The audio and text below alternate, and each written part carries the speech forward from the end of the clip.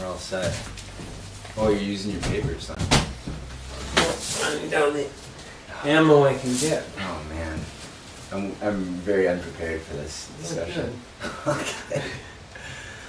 Well, welcome. I'm Kyle Puckover. And I'm Geoff Davidian, And still. this is another riveting episode of the Seeking Truth podcast. And today we have an exceptional podcast based on a debate we were just having about, essentially it boils down to idealism versus realism.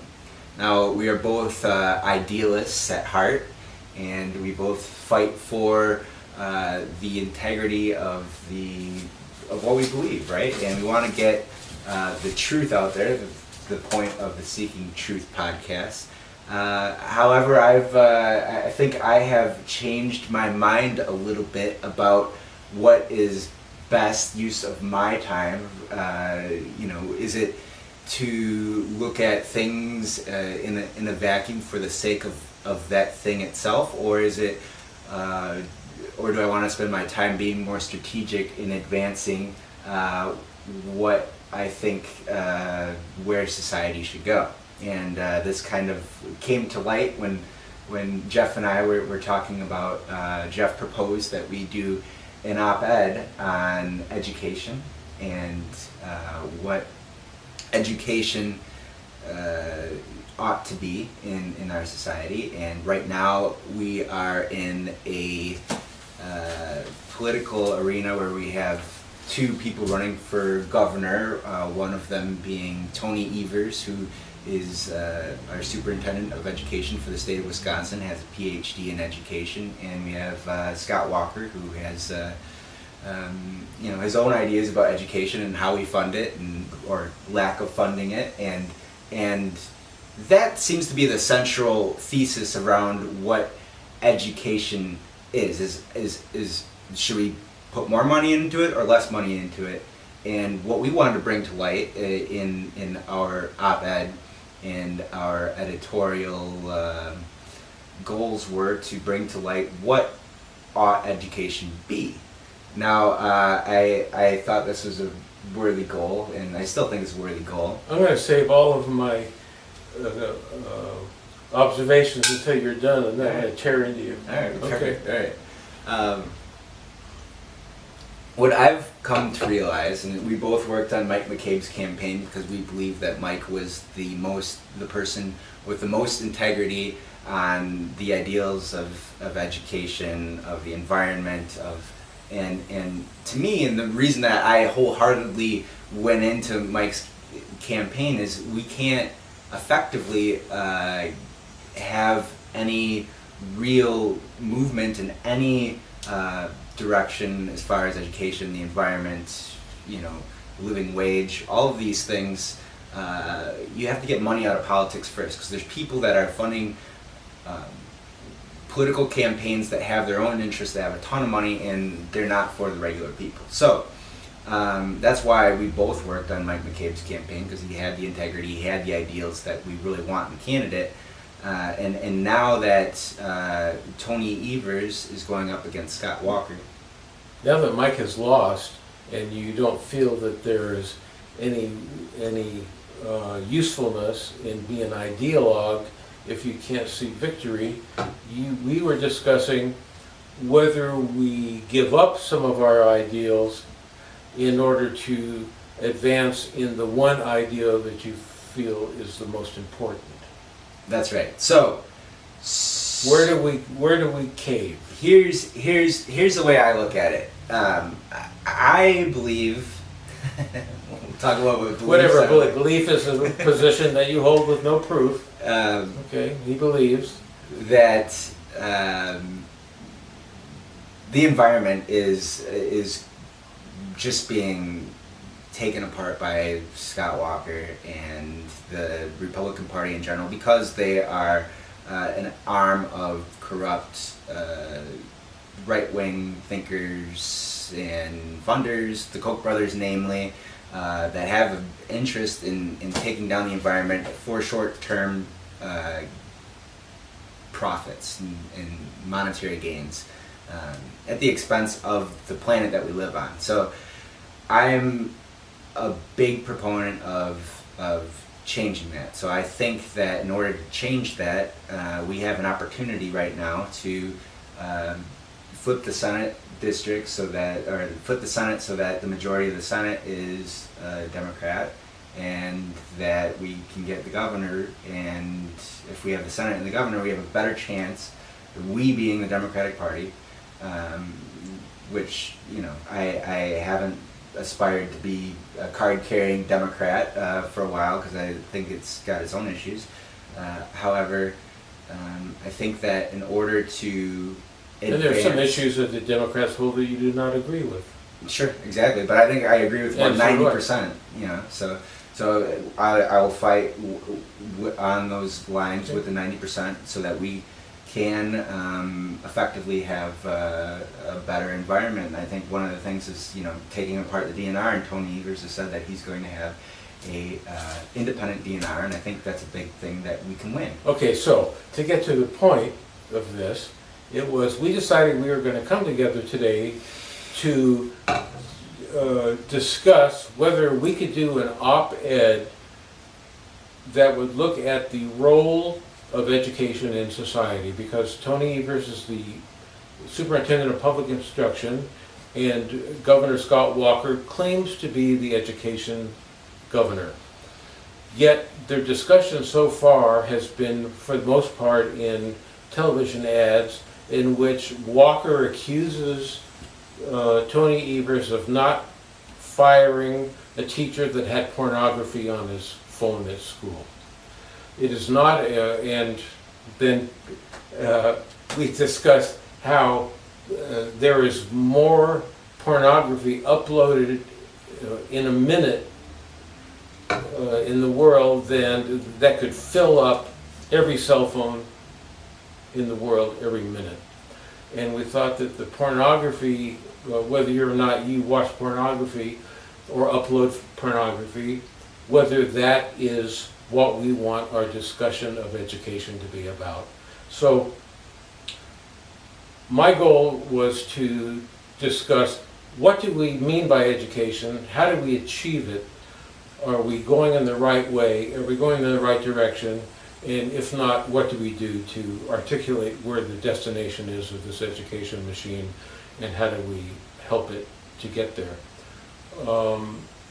Now, since Tony Evers is the superintendent of public instruction, we're wondering whether Tony, if he were to lose that debate, would hurt himself in the area that he is the most knowledgeable. And that's where we decided to curtail this debate, because Kyle is not sure that he will be helping the environment by hurting Tony in education, although I'm not sure that he would. Yeah, maybe not. We're not trying to make anybody look good or bad. We're trying to have these two guys punch it out about what is education and are we doing it. Now, is it okay to give up a fundamental argument about the role of education and to not take advantage of these two titans punching it out in a debate over education in order to give Tony a break, so that because he would be better for the environment than Walker, and that's where we are. And I think, to me, the debate isn't about whether or not what education is. To me, it is about where do I want to apply my time to be most effective in order to advance the saving the environment. And to me, it is, regardless of what the views are and what comes of the discussion on education, if we pursue this and there is a debate between Tony and Walker on education, to me the battle is, if we want to have a cleaner environment, if we want to have a place for people to live and enjoy 50 years down the road that's not just a smog of disgustingness or eroded by climate change, and we have to have a united front of a coalition of people in order to really push that agenda. And the other side of this is that there are those who say that the government is intentionally dumbing us down so that we lack, in the future, we lack the capacity to debate these issues, and that is why they're getting some of the arts and humanities out of college education, because they don't want any kind of critical thinking to happen? Critical thinking or impediment to the destruction of the earth. And if you and I have talked about this before, you don't think that's far out. You don't think it's impossible, that they don't want us to be educated. They only want us to know what we need to know in order to serve the masters. And the masters are the corporations and the people the hedge fund managers and the people that manage trillions of dollars and decide how they need to get a return on their money, and then the rest of us just sort of fall into line and do the work for them. We're drones in their war. Well, sort of. If we don't take care of education, then nothing else is going to matter, because we will simply lose the capacity, and books will be written out by hand and put in our bras. I know you wear a bra. I don't wear a bra, but I know that's where you keep the books that you write. Books that I write. Well, one caveat to that, I would say, is that we're a part of the system. We have a general interest in having corporations succeed. A lot of our being the population as a whole, our retirement funds are caught up in 401ks and pensions that are tied to the market, and if there's no return there, then we don't get that nice little nest egg that we built up for ourselves so that we can retire comfortably. So, I mean, that's part of it too, right? So I wrote a story yesterday. It was more of a post. It wasn't a story that said, well, here we are now. We've given up clean air. We've given up clean water. We've given up the Fourth Amendment. We've given up voting rights. We've given up other civil rights. We've lost respect of the world, and 100 years of goodwill have been lost, but the economy's doing well. And then I had a picture, and then I had a video inside Walmart where they have Skittles on sale, and soda, and there was somebody put bacon, somebody put a pack of bacon inside they didn't want in the soda box. And this is what we have chosen to follow, the course that forgets about the environment for the sake of corporate profits. Yeah.